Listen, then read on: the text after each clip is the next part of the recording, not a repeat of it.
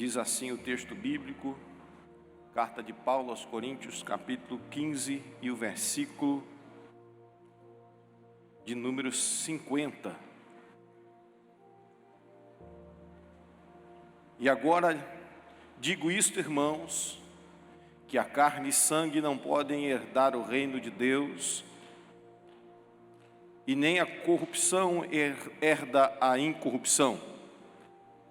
Eis aqui vos digo um mistério: na verdade nem todos dormiremos, mas todos seremos transformados. Todos seremos transformados. No momento, num abrir e fechar de olhos, ante a última trombeta, porque a trombeta soará e os mortos ressuscitarão incorruptíveis, e nós seremos transformados. Porque convém que isto que é corruptível se revista da incorruptibilidade, e que isto que é mortal se revista da imortalidade. E quando isto que é corruptível se revestir da incorruptibilidade, e isto que é mortal se revestir da imortalidade, então cumprir-se-á a palavra que está escrita: tragada foi a morte na vitória. Onde está a morte, o teu agrilhão? Onde está, ó inferno, a tua vitória? Porque o agrilhão da morte é o pecado, e a força do pecado é a lei.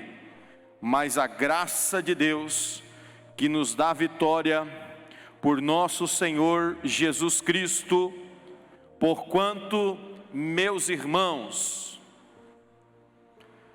sede firmes e constantes, sempre abundantes na obra do Senhor, sabendo que o vosso trabalho não é vão no Senhor. Sabendo que o vosso trabalho não é vão no Senhor. Você pode adorar o Senhor nessa noite? Feche os teus olhos. Recline a tua fronte, pense em Deus. Pai amado que estás nos céus, santo é o teu nome. Nós queremos nessa noite pedir, Senhor, que tu venhas renovar em nós, Senhor, a esperança de nos encontrarmos naquele grande e glorioso dia contigo, Senhor. E te adoramos, Senhor, porque somos a tua noiva, que tu, Senhor, comprou, resgatou com teu precioso sangue ali naquela cruz, Senhor. Por isso, Senhor, vem com o teu Espírito Santo nos ataviar, nos preparar, nos aprontar, Senhor, para este grande e precioso dia, em nome de Jesus teu Filho. Amém e amém. Eu gostaria que você que sabe a canção dessa letra, cante com os nossos irmãos. Amém. Se você pode permanecer em pé, permaneça. Se você quiser sentar, sente-se. Mas abra o teu coração para a presença do Espírito Santo. Eu creio que o Senhor quer falar conosco aqui de uma forma muito especial. Oh, glória a Deus. Sinta a presença do Espírito Santo nessa noite. Abra o teu coração de uma forma especial, irmão.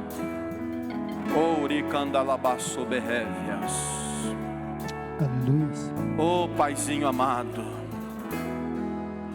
Eu não vou me apegar com as coisas daqui, pois eu sei há um lugar que me espera. aleluia, Jesus. Estrangeiro, Eu creio, Jesus. sou, o meu lar Oh, glória a Deus. Meu Jesus, vem buscar a sua noiva. Oh, Senhor, nós te esperamos. Ele virá no piscar de olhar. Quem estiver pronto com ele, Aleluia. na sua glória com ele morar. Ele vem, ele Eu creio, não mais Jesus. tristeza, não mais temor. Junto com os anjos Eu te adoro, cantar, Senhor. eu vou. Digno é o Cordeiro que se entregou. Ele vem, ele vem.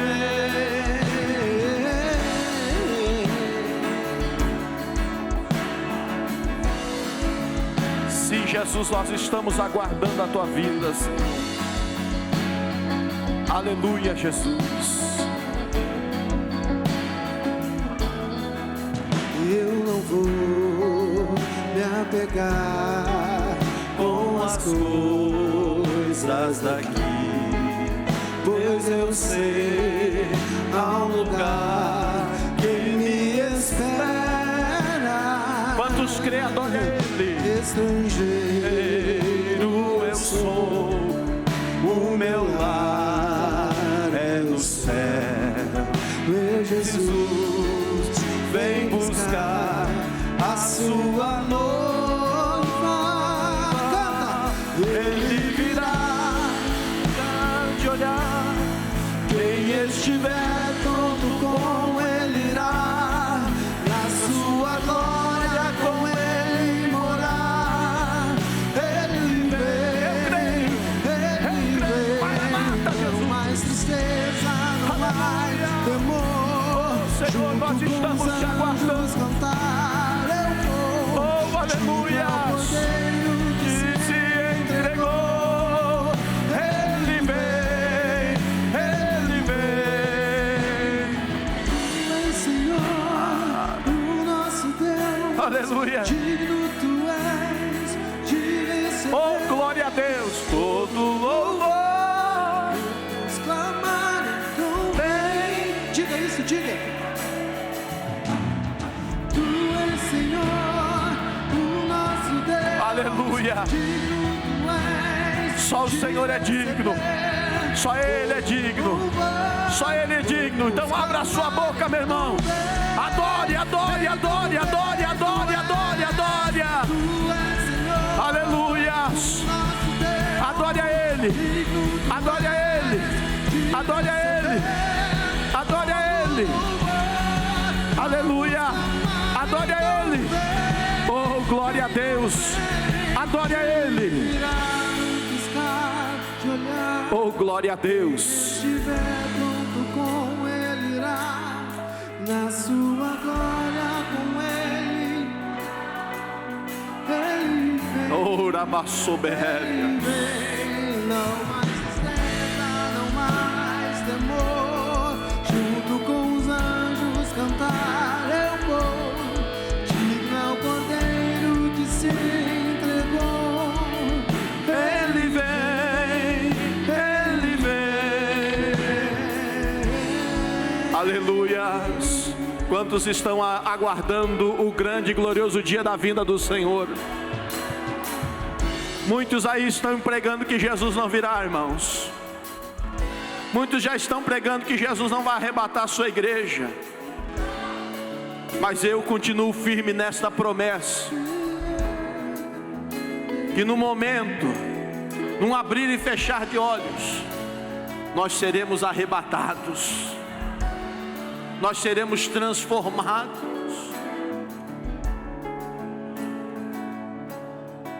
Tem alguém que está firme nessa promessa? Tem alguém que está firme nessa promessa? Feche os teus olhos, irmão, coloque a mão sobre o teu coração e diga: Senhor, não tem nada nessa terra que me segura. Não tem nada nessa terra mais que me prende, Senhor. Maranata, ora vem, Senhor Jesus. Maranata, ora vem, Senhor Jesus. para lá, baixou berreza. Para lá, baixou bequiácia. Aleluia, Jesus. Oh, glória a Deus.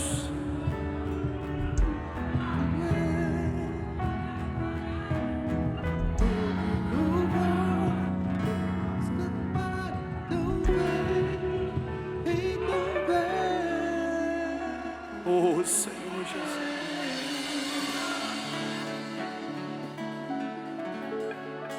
Arabaço berranda, arabaço.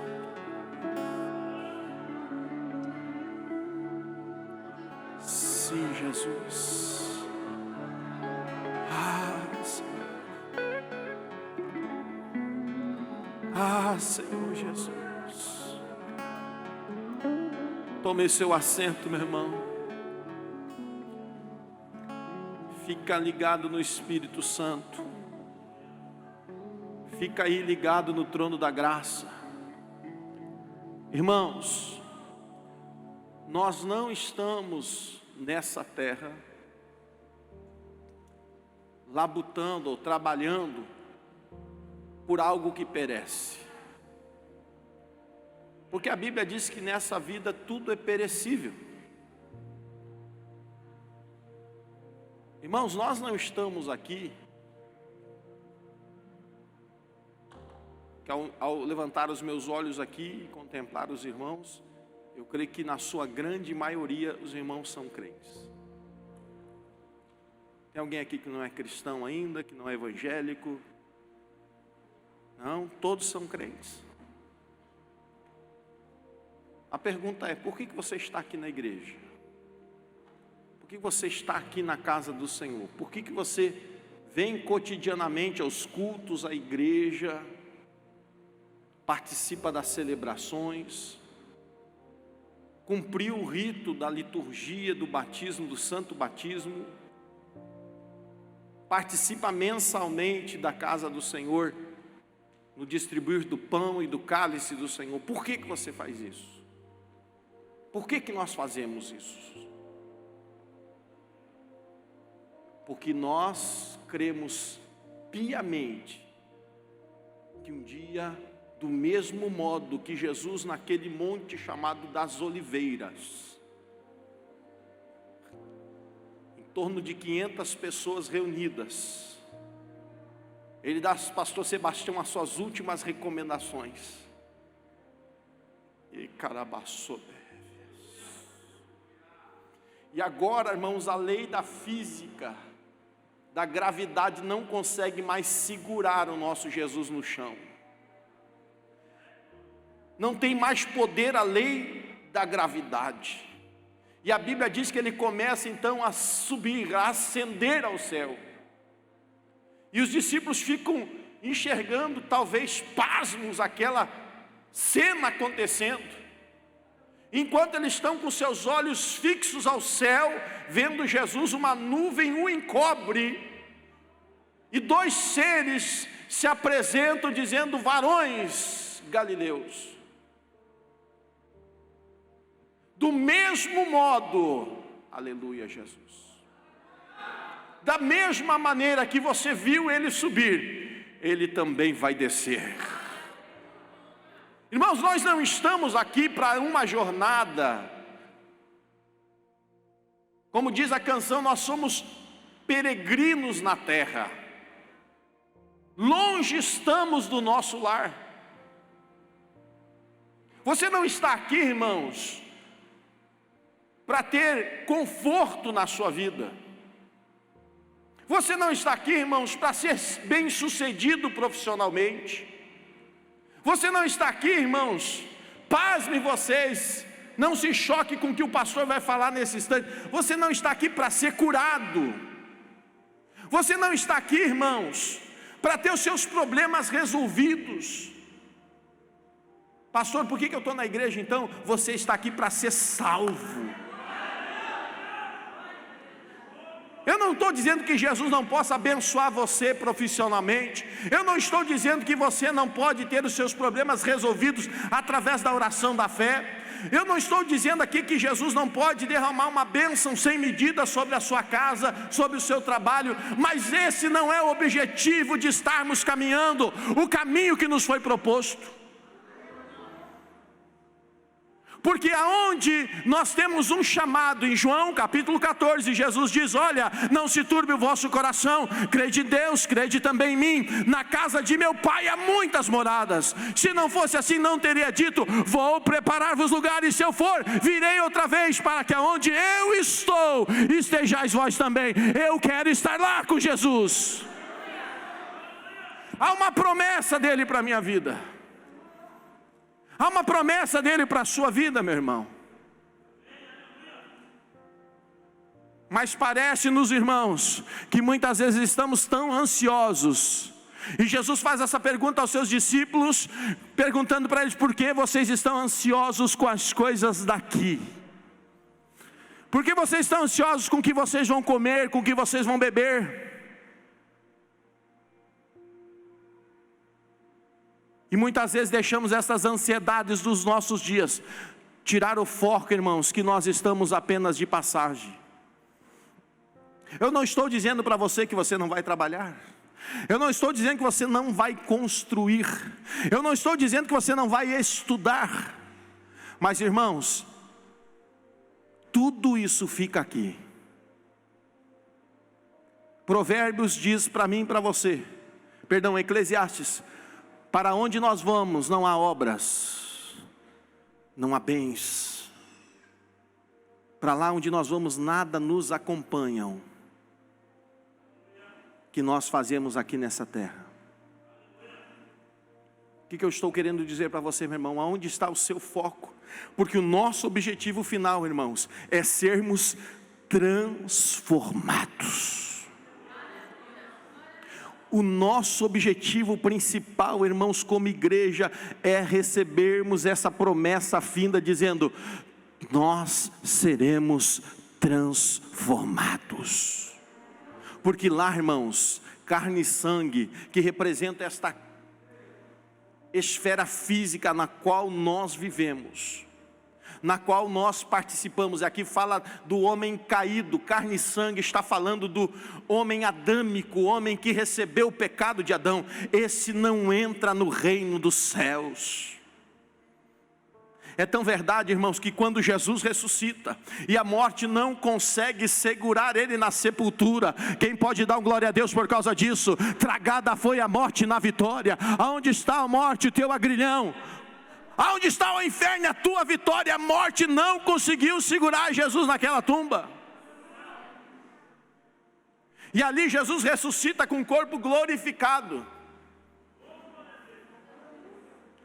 Porque carne e sangue, ou seja, o espectro adâmico, ou seja, o homem caído, não herda o reino dos céus. Não entra nos céus. Por isso que o apóstolo Paulo diz: mas não fique preocupado, todos nós seremos transformados.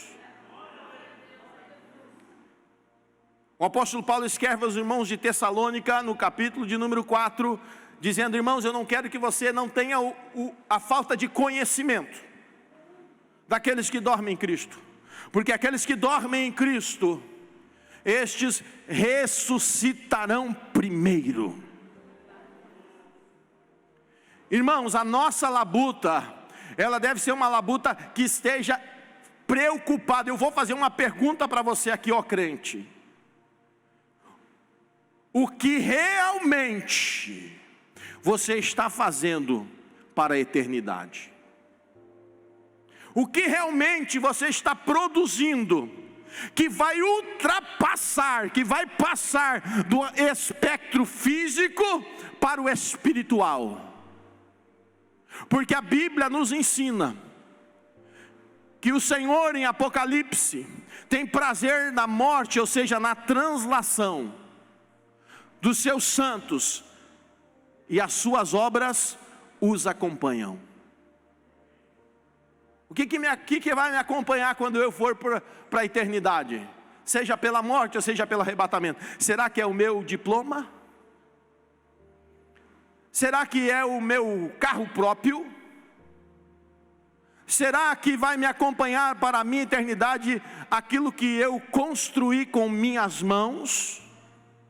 Será que vai ir para a eternidade o CNPJ que eu constituí? Será que são estas coisas que vão me acompanhar para a eternidade? Irmãos, Deus tem nos chamado.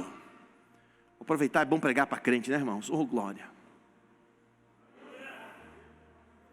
Irmãos, a Bíblia diz que há uma guerra constante da carne contra o espírito e do espírito contra a carne. Por isso, irmãos, Deus tem chamado você a mortificar. O que é mortificar, pastor? É matar mesmo, matar as obras da carne. Está lá no livro de Gálatas, capítulo de número 5, as obras da carne que você tem que matar, tem que crucificar em Jesus, tem que abandonar. Você tem que transformar esse teu corpo, meu irmão, em santuário de Deus.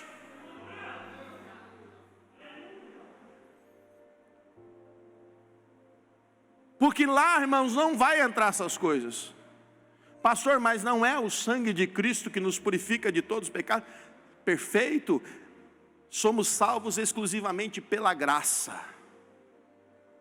Mas, irmãos, uma vida de arrependimento tem que gerar fruto. Uma vida que mortifica as obras da carne, sem geração de frutos, é uma obra morta. Ah, pastor, mas eu sou um camarada de fé. Glória a Deus, irmão. Mas eu gosto tanto do irmão de Jesus. E o irmão de Jesus, na sua carta, um camarada respeitadíssimo em Jerusalém. Você sabe que Tiago, irmão de Jesus, ele não foi discípulo de Jesus. Você sabe que Tiago, irmão de Jesus, não foi nenhuma das viagens de Jesus e nem participou do seu ministério. Mas quando Jesus ressuscita, diz-nos a história que ele reconhece a Cristo não mais como seu irmão, mas como Senhor e Salvador da sua vida. Com certeza Tiago era um dos 500 que viu Jesus subir naquela montanha. E a Bíblia, a narrativa bíblica e a história eclesiástica nos mostra que ele se torna o primeiro pastor de Jerusalém. Ele resolve os primeiros conflitos da igreja, trazendo uma palavra de justiça e pacificação. E ele diz uma coisa tremenda na sua epístola. A epístola de Tiago, ele diz: meu irmão, você tem fé? Eu tenho obras. Mostra-me a tua fé, que eu te mostro as minhas obras. Porque a fé sem obras é morta. Eu não desenvolvo obras na minha vida por causa da fé. Eu não desenvolvo obras na minha vida para gerar fé, mas por causa da fé eu gero obras. Eu não gero obras na minha vida para ser salvo, mas porque sou salvo eu gero obras. Ou seja, os frutos de justiça. A palavra profética diz: vós sois árvores de justiça, plantação do Senhor. Se eu sou plantação do Senhor, tem que ter fruto na minha árvore. Tem que ter fruto na minha árvore. Quando o Senhor, o dono desta vinha, vier e Ele começar a revolver as minhas folhagens, o Senhor quer encontrar em mim, o Senhor quer encontrar você fruto. Irmão, por favor, não se engane. Por favor, não se engane com, eu vou usar aqui uma palavra forte até, um evangelho medíocre, que muitas vezes são pregados nos nossos dias, dizendo: não, Deus é misericórdia, Deus é amor, e Deus vai dar um jeito de me salvar. Irmãos, quando Ele vir, Ele não vai ser mais o Cordeiro de Deus que tira o pecado do mundo. Quando Ele vir, Ele será o leão da tribo de Judá, aquele que foi morto, mas reviveu, e que na sua coxa está escrito: Senhor do Senhor e Rei dos Reis. E Ele não virá mais agora, irmãos, na oportunidade da salvação, mas Ele virá para julgar o mundo com uma espada. Quando se fala de espada, se fala de justiça.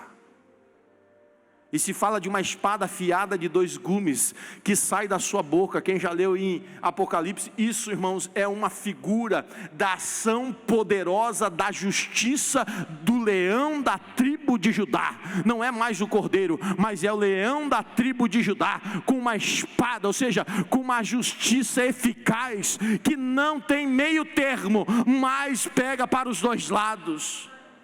Não com uma balança enganosa, mas com uma justiça real e verdadeira, dada a cada um segundo as suas obras. Ele virá. Paulo diz: eu não quero, irmãos, que você seja ignorante. Eu quero que você tenha conhecimento. Irmão, o que realmente você tem feito da sua vida com Deus? O que é que você tem na sua vida para chegar na eternidade e dizer: aqui está a minha obra, ó Senhor, me acompanhando? Porque o mesmo apóstolo Paulo, na mesma carta que nós lemos, no mesmo capítulo 15, ele vai dizer: olha, as tuas obras, elas serão julgadas por Deus. As tuas obras passarão pelo fogo. E ao passar pelo fogo, é o fogo que vai determinar se as tuas obras permanecem ou não permanecem. Aí eu tento imaginar, vamos fazer a seguinte analogia, igreja. Eu quero que você feche os teus olhos agora. Feche os teus olhos. Quem sabe você tem 20, você tem 30, você tem 14, você tem 12... Você tem 50, você tem 60, você tem 80 anos, eu não sei qual é a sua idade, mas pegue agora essas décadas de vida que o Senhor tem concedido a você, e eu quero que você comece a fazer uma pilha das suas obras. Comece a colocar, por favor, na pilha das suas obras o seu trabalho.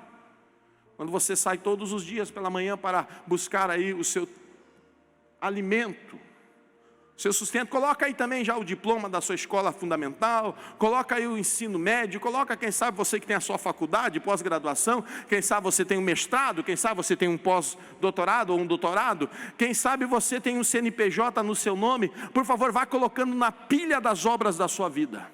Coloca aí, quem sabe, um bom casamento, uma esposa devota, um marido maravilhoso e justo, quem sabe filhos educados na sã doutrina, como diz a palavra do Senhor, através do apóstolo Paulo, que diz: educai os vossos filhos na sã doutrina do Senhor.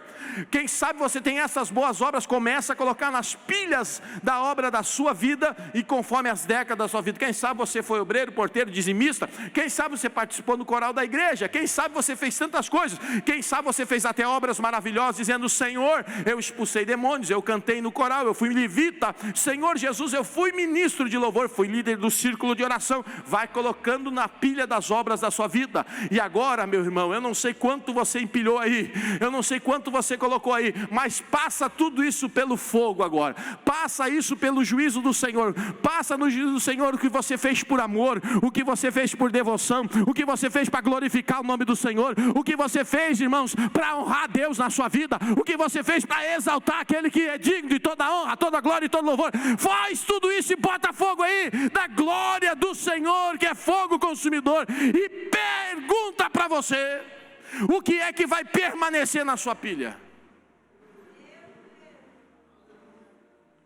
Pergunta para o seu coração agora, meu irmão: o que é que vai permanecer de todas essas coisas diante do Senhor? Rabaço que darabasévias.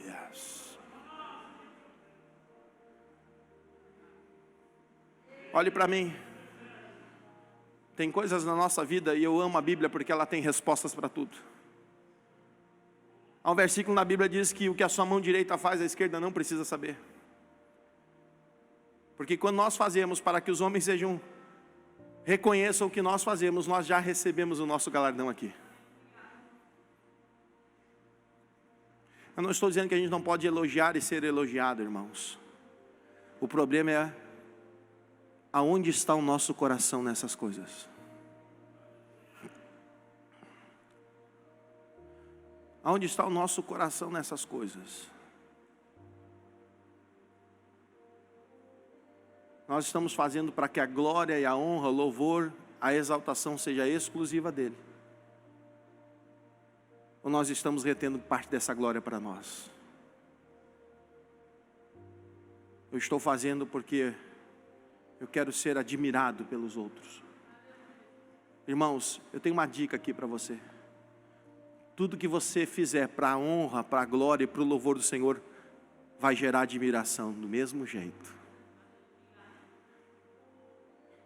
E a grande diferença é que estas permanecem. Eu fiquei, irmãos, devorando aqui esse versículo bíblico, que ele diz: portanto, meus amados irmãos, sede firmes, sede constantes. Quem estava aqui na sexta-feira, eu preguei aqui na sexta-feira, sobre oportunidade. Quem estava aqui no culto de sexta-feira? Grande problema às vezes nosso é que nós estamos acostumados a viver de momentos. Nós vivemos um momento. Na igreja do Fragata eu usei um exemplo que muito aconteceu comigo. Na minha adolescência para a juventude eu buscava intensamente o batismo com o Espírito Santo. Nos nossos cultos, nas nossas vigílias. E vinha aquela visitação do Espírito Santo. Quem lembra disso? Aquela visitação não era o batismo com o Espírito Santo, era um agir do Espírito Santo na nossa vida, que nos enchia de gozo, de paz, de alegria, de euforia. Quanto tempo você não sente isso, irmão? Quanto tempo você não tem aquela chama que arde no teu peito e que te faz chorar, mesmo não querendo chorar? Porque é diferente da emoção. Não que a gente não interaja com o Espírito Santo com emoção, porque nós somos seres emocionais. Ganhamos isso de presente do próprio Deus. Nós nos alegramos, Deus se alegra. Nós nos entristecemos, Deus se entristece. Nós choramos, Deus chora. Deus se alegra, nós nos alegramos. Deus se regozija, que é o amor em gozo. Nós também nos regozijamos, que é o amor em gozo. Interagimos com Deus através dos nossos sentimentos e emoções. Mas é um momento. A visitação é apenas aquele momento. E às vezes saímos eufóricos, alegres. E quantos não se contentaram apenas com a visitação? E pararam na visitação. Agora o batismo, irmãos. O batismo é como você dissesse assim: toma aqui a chave do carro da minha vida. Dirige para onde você quiser. Faz o que você quiser. Trabalha do jeito que você quiser. Conduz do jeito que você quiser. Quando você é batizado com o Espírito Santo, ele te envolve, não apenas com uma alegria, um gozo momentâneo, mas é como se o céu todo invadisse o seu coração, e a tua boca não se controlasse, e você começa então a falar as línguas, que o Senhor concede a cada um, conforme Atos capítulo 2, da maneira, do jeito que Ele quer. Oh, glória a Deus! E diferentemente da visitação, quando você se quebranta, o Espírito Santo vem e você fala em línguas. Sabe por que muitas vezes nós não estamos falando tanto em línguas nos nossos dias? Porque nós não estamos, talvez, nos quebrantando quando nós nos quebrantávamos. Porque talvez nós nos achávamos mais impotentes, e hoje nós nos achamos mais prepotentes. Eu vou falar. E se não dá para dizer glória a Deus, irmão, diga misericórdia, Senhor. Tem misericórdia da minha vida, Senhor.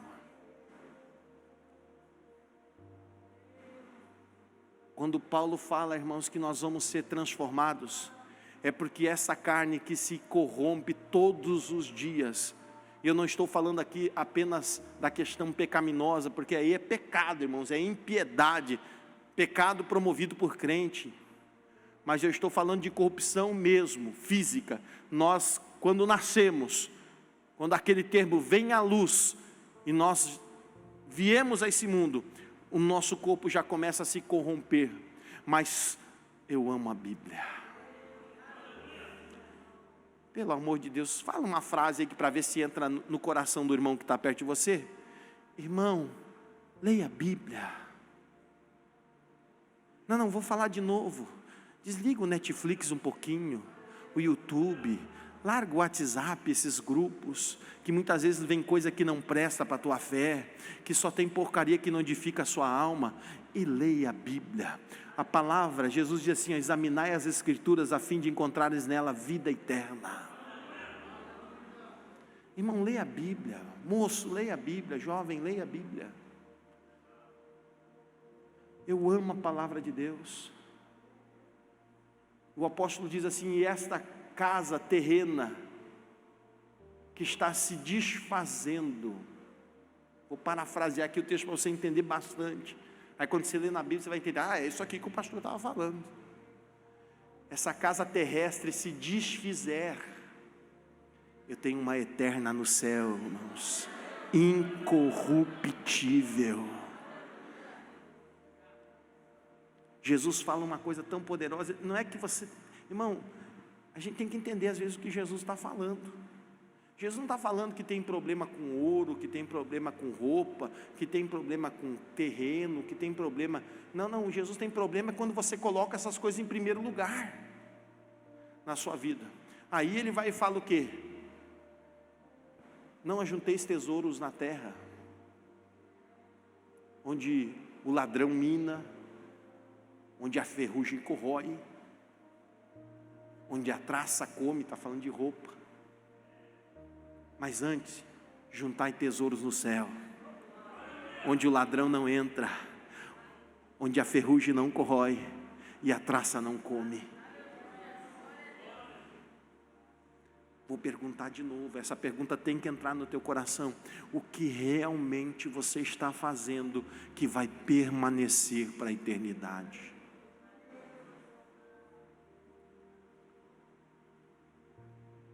Há uma parábola de Jesus chamada parábola das 10 virgens.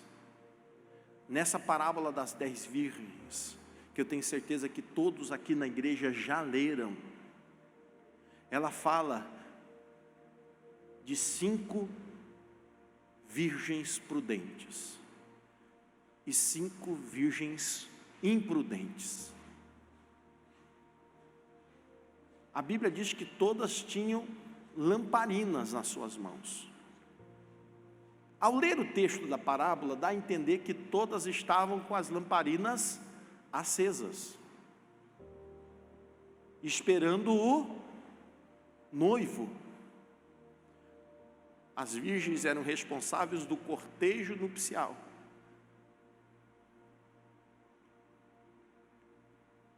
E a Bíblia diz que tardando o noivo, ou seja, o noivo demorou mais que o costume. Todos entendem até aqui? Amém? O noivo demorou mais do que o costume. Pastor Sebastião, quantos anos, meu pastor? Quantos aninhos o senhor tem de mocidade? 78 anos. Pastor com aquele jeito dele lá, ele engana o pastor Nelson, né? Aquele jeito de gurizão, menino novo, está com 79 anos. Alguém mais que 79 anos aqui? Creio que não, né, irmãos? Vovó está com quantos anos? Bem alto, Cris. 91. Já estou profetizando. 81. Já profetizei mais 10, vó. Receba aí, em nome de Jesus. Amém? Se eu perguntar para o pastor Nelson, para minha mãe, irmã Vanir, pastor Sebastião, Maria da Graça, para os de mais idade na igreja, quanto tempo você está ouvindo que Jesus vai voltar?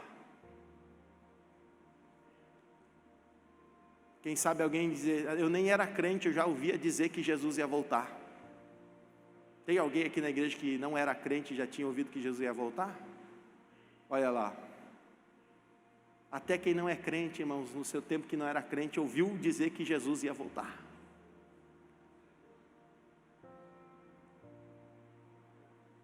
E Jesus continua voltando. E nós continuamos pregando. A Bíblia diz que tem aqueles que morreram na fé, na esperança dessa salvação, acreditando que Jesus ia voltar.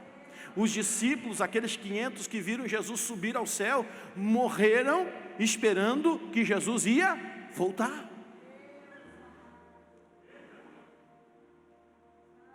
A Bíblia diz que mesmo que alguns tenham a sua vinda por tardia, ele não pode voltar atrás, ele permanece fiel. Quem está entendendo, diga amém. A parábola diz: e tardando o noivo.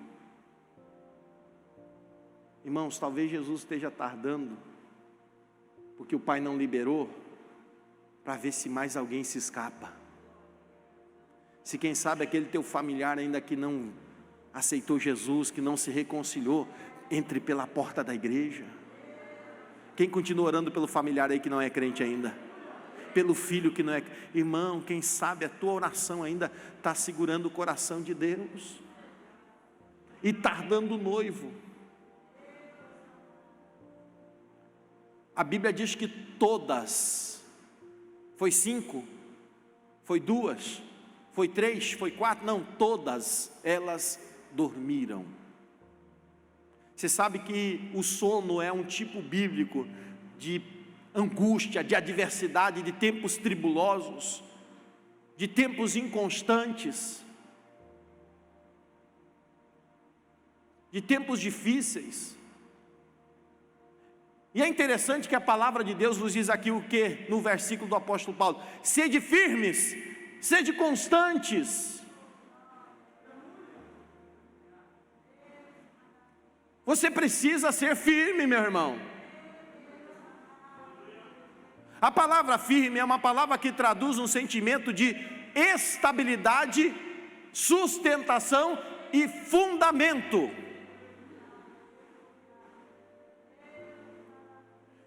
Ao qual nós não nos movemos ou não somos levados como o vento que leva a folha para o lado que quer. Não, nós estamos firmes, nós estamos firmados, nós estamos solidificados numa rocha inabalável. Oh, glória a Deus. Constantes, irmãos, ou seja, nós não podemos estar uma hora bem, outra hora mal, ou uma hora eu estou um super crente espiritual, outra hora eu estou um super carnal. Sede firmes e constantes. Agora diz uma coisa aí para o irmão que está ao seu lado. Irmão, para ser firme, tem alguém comigo aqui na igreja? Tem alguém comigo aqui na igreja hoje? Então fala aí, irmão. Irmão, para ser firme e constante, precisa trabalho. Irmão, você não tem ideia o que dá trabalho ser firme e constante.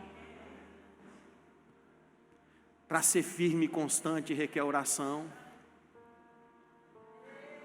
Irmão, você sabe que saiu uma pesquisa nos Estados Unidos, tem as maiores igrejas cristãs que foram berço da evangelização para o mundo. Os pastores. Aí se pastor faz isso, irmão, imagina as ovelhas. Sabe qual é a média de oração de um pastor americano hoje? 5 minutos por dia. Se um pastor nos Estados Unidos ora 5 minutos, o que você acha que as ovelhas oram, irmão? Diz aí para o irmão: orar dá trabalho.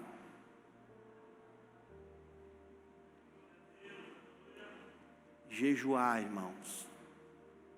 Não responda, por favor, nem levante a mão. Quantos aqui tem um dia semanal de jejum, de consagração?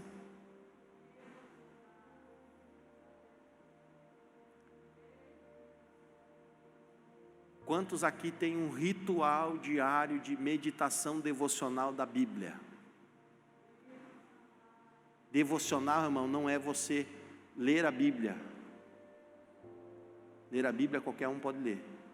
Devocional é você comer, meditar, examinar, alimentar a sua alma. Vou repetir aqui: ser firme e constante dá trabalho. Aí você começa a entender por que tem crente fraco na fé. Aí você entende por que tem crente que é murmurador. Aí você entende por que o obreiro muitas vezes está fragilizado no seu ministério. Por que não consegue ter graça? Porque, irmão, firme e constante dá trabalho. E aí, irmão, como é que eu consigo ser abundante na obra do Senhor? Não é o que diz o texto? Sempre abundantes na obra do Senhor, sabendo que esta obra não é vã. O resto, irmãos, tudo vai ficar. Tudo fica. Tudo fica, irmãos. Agora o que você faz no Senhor permanece. Agora, como é que eu consigo ser superabundante na obra do Senhor se eu sou instável e inconstante? Quem está entendendo, diga amém. Eu sei que essa aqui muitas vezes é uma mensagem, irmãos, que não traz muito agrado aos nossos corações. Mas, irmão, vamos fazer uma desintoxicação, vamos? Do que, pastor? Das mensagens de vitória. E vamos começar a se alimentar da palavra de Deus, que nos produz estabilidade espiritual e emocional. Porque quando a luta bater a nossa porta, eu estou firme e constante. Quando o vento da tribulação começar a bater nas minhas janelas, irmãos, eu estou firme e constante. Oh, aleluias. Quando o inimigo se levantar com as suas hostes espirituais da maldade, eu estou firme e constante.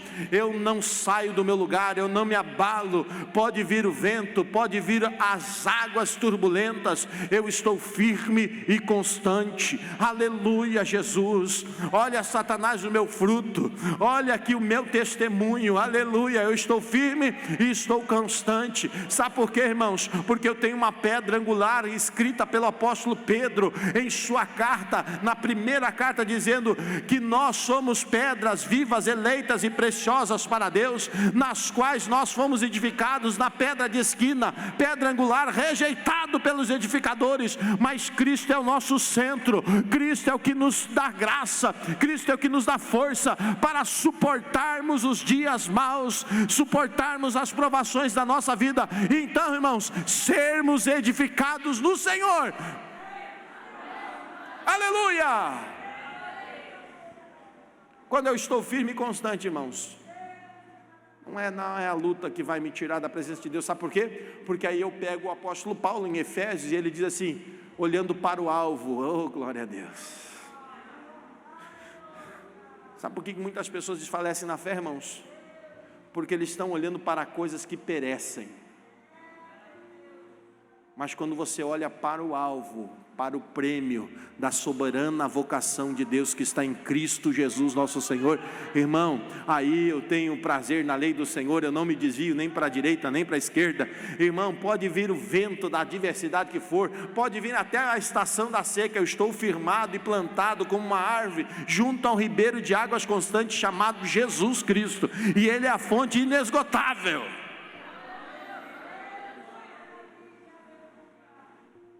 Então eu não estou correndo por um prêmio corruptível.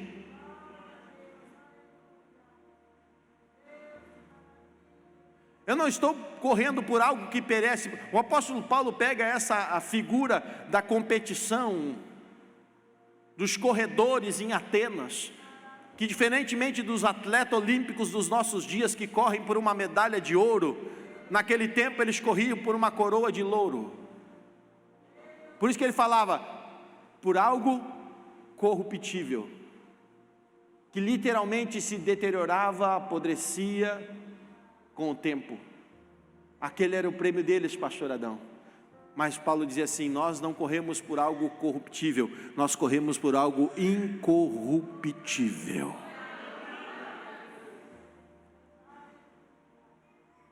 E como diz a canção que os irmãos cantaram, eu estou encerrando. Irmãos, Ele vem. Ele vai vir. Num abrir e fechar de olhos. Eu não sei quando será, irmãos. Pode ser agora, pode ser amanhã, mas o que o Senhor nos alerta é que estejamos preparados. Não é uma coisa de fatalismo ou futurismo, é uma questão de promessa. O meu foco é ali, eu caminho por ali.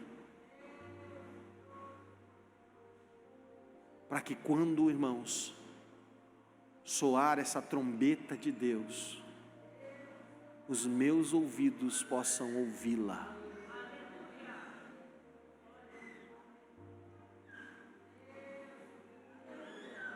Porque conforme Jeremias capítulo 30, irmãos, a hora que soar essa trombeta de Deus vai começar a chamada agonia de Jacó, e eu não vou estar aqui. Tem gente que quer passar, eu não vou passar, irmãos. Porque é uma promessa de Deus que eu não vou passar a agonia de Jacó. Há uma promessa de um rei que está organizando uma ceia, um banquete para o seu filho. E eu vou estar lá. Quem mais vai estar lá? Então, irmãos, porfiai, esforçai-vos, dê o seu melhor, não para ser salvo porque você já é um salvo, mas dê o seu melhor para continuar sendo salvo.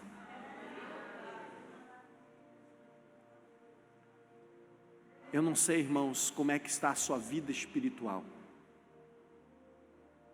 eu não sei como é que está a sua vida devocional com Deus, mas eu quero dizer uma coisa para você, irmão, e eu convido você a ficar em pé. Hoje é 3 de outubro, é isso, né, irmãos?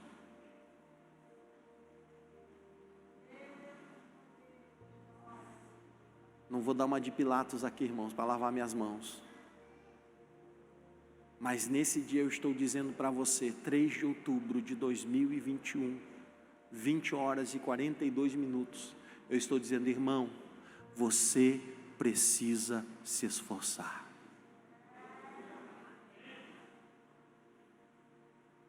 Porque a Bíblia diz, ai daqueles que ficarem nesse tempo. Ai das que estiverem grávidas, diz a Bíblia. Porque os aleluia, irmãos, vão subir todos. O povo das... agora não, porque a gente tem Bíblia de tudo que é cor, né, irmão? Tem Bíblia cor de rosa, roxa, amarela, branca. Mas naquele tempo só tinha a Bíblia de capa preta. Quem é do tempo da Bíblia de capa preta aqui, irmãos? Eram os crentes da capa, da Bíblia da capa preta, do livro de capa preta. Os aleluia. Quem teve os pais aqui que foram chamados de aleluia? Tem alguém aqui? Os aleluia. As irmãs, coitadas, irmã do qual que é as beata. Irmã, você não sofreu nada por Jesus. Dá glória a Deus aí, irmã.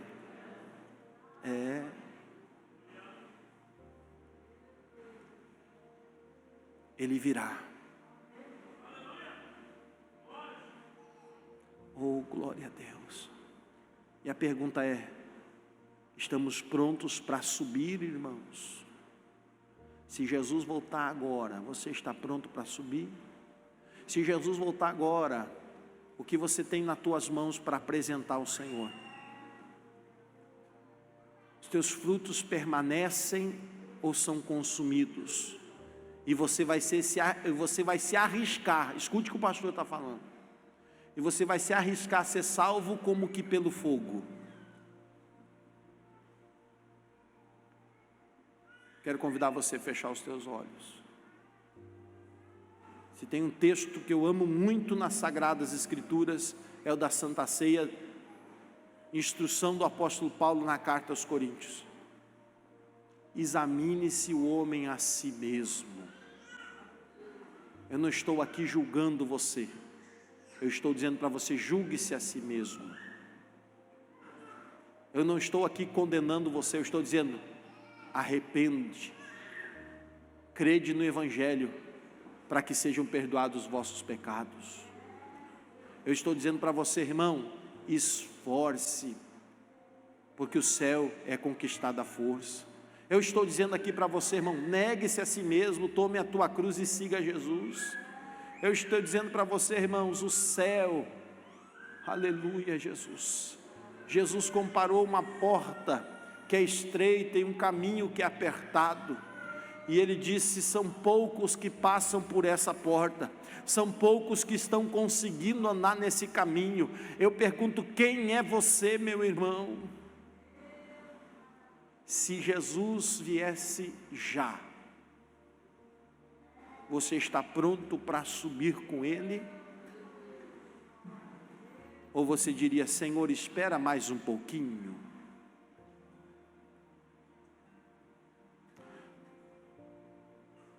Senhor meu Deus,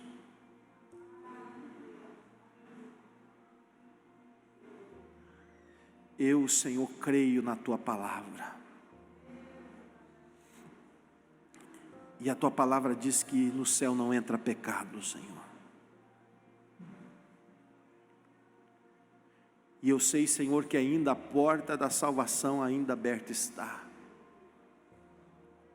Senhor, o tempo da misericórdia ainda está aberto, Senhor. O tempo da salvação ainda está aberto, Senhor. Mas um dia, Senhor, esta porta vai se fechar. E só quem estiver preparado vai subir. Só quem estiver com as suas roupas branqueadas no sangue do Cordeiro vai subir, Senhor. É o que está escrito na Tua palavra. Nós, o que estivermos vivos, diz o apóstolo Paulo na carta aos Tessalonicenses capítulo 4, seremos arrebatados. No capítulo 15 diz, transformados, e iremos ao encontro do nosso Senhor nos ares. Senhor, que a Tua igreja, Senhor, eu não quero, Senhor, me eximir de dizer aos meus irmãos que eles precisam se esforçar, que eles precisam dar o seu melhor como Teus filhos, Senhor, aqui nesta terra. Então renova, Senhor, na vida do Teu filho e da Tua filha, Senhor, a fé, a esperança e o amor, em nome de Jesus Cristo. Amém e amém, Jesus.